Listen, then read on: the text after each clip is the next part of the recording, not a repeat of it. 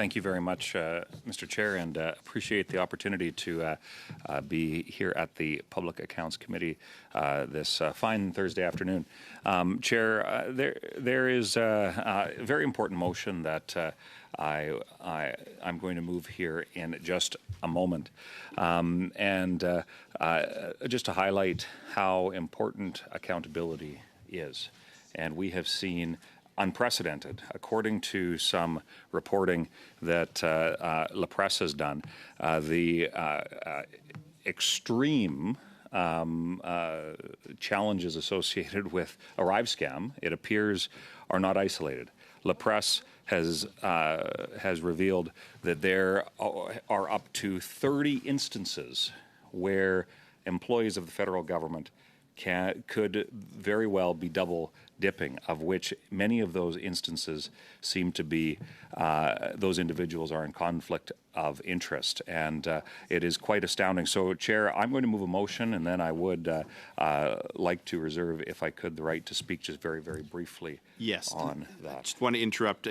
Normally I do it the other way, the motion first, then speak to it, but is this a new motion or is this a motion that's already been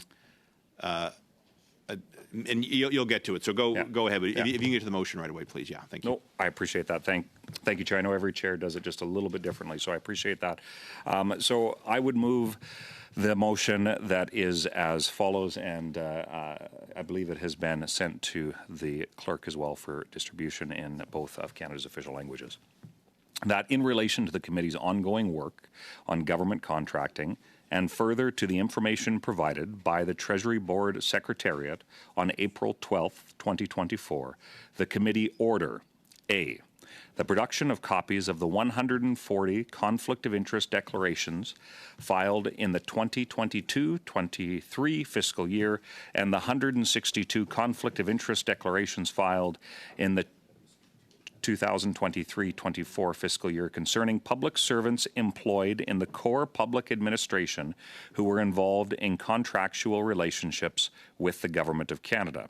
And B, the production of copies of any conflict of interest declarations filed in the 2022-23 and 2023-24 fiscal years by persons employed by the federal government, including Crown corporations, but outside of the core public administration, who were involved in contractual relationships with the Government of Canada, and C, the production of records which detail all payments made in respect of contractual relationships disclosed in the declarations referred to in paragraphs A and B, provided that D, the names and contact information of the public servants may be redacted.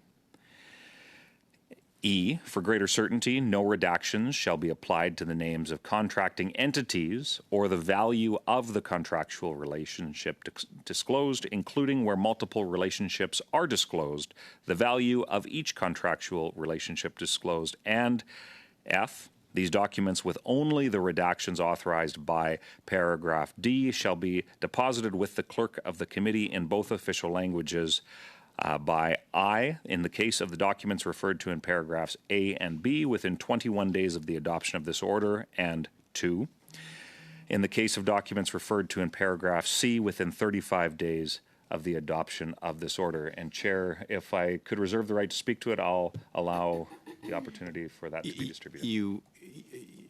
So speak to it first, and then I'm going to get into the mechanism. So, and relatively briefly, I can come back to you again. Chair, I'll be very brief. And while this motion is very technical, I think that it speaks to a very simple fact. Accountability is needed.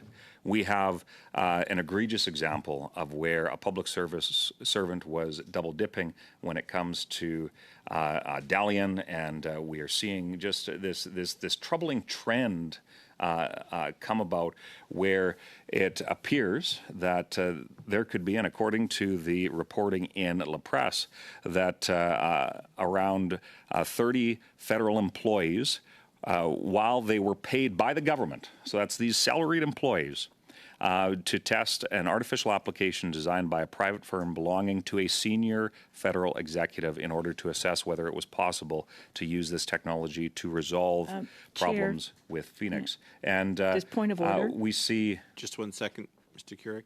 Yeah, Yes. I think we're seeing that it is the exact same Yeah. motion as Mr. Nader. So are you going to speak to that? Yeah, so Yeah. just wrap up. I can come back to you, but you just wrap up. Perfect. Moving the motion that Mr. Nader had brought forward, yes. And so we have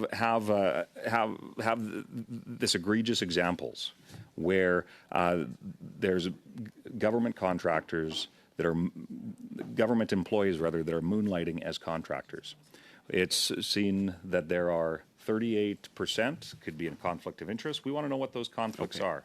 Chair, I think that it's a very simple request. While technical, it gets to the heart of what Canadians are simply demanding answers for. Thank you. I'll leave it at that. So this motion was previously under consideration by the committee. Therefore, Mr. Keurig, from you, I'd like a motion to resume debate on the motion. I will ask the clerk if I have the words correct. This is a dilatory motion, which means you moving it will we'll have a vote on that right away, and we'll either take it up now or moved. yes.